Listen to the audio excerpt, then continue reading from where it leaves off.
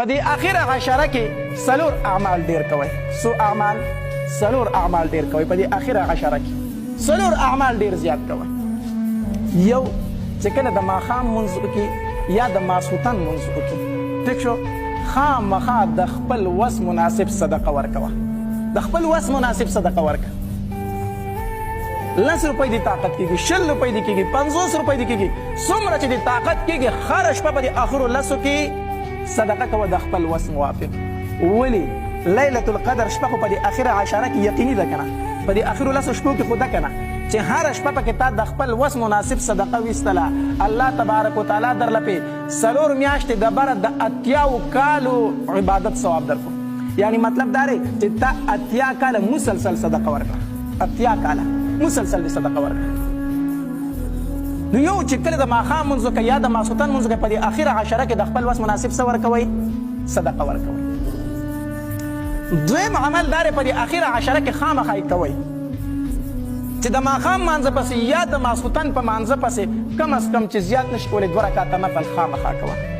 چې زیات نشي کولی 2 رکاته نفل کوه، 2 رکاته خامخا کوه.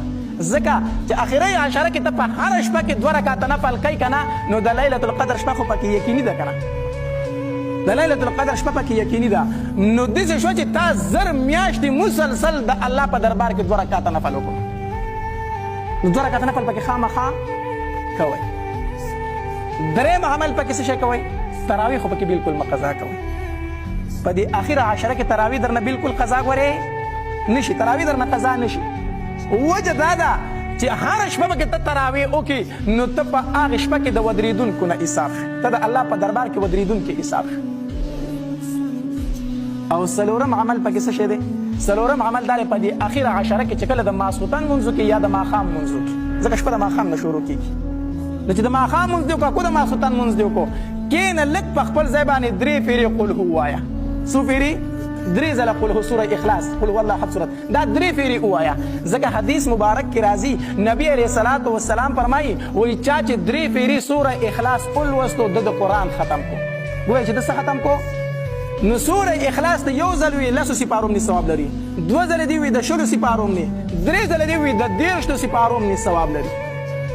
نو د ماسخوتن په مانځه پسې یا د ماښام مانځه پسې روزانه په دې اخره عشره کې څه وایه؟ 3 پیرې قل هو وایه.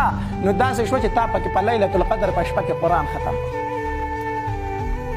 ګوره لیلة القدر شپه خو به پکې خامخا وي که نه؟ نو چې هره شپه ته وایي، نو داسې شوه چې تا پکې څه ختم کړو؟ قرآن ختم کړو. قرآن مشکل کار خو نه دی که 3 ځله قل هو ویل څومره اسان کار دی. الله ډېر مهربانه ذات دی. الله تبارک وتعالی ډېر مهربانه ذات دی.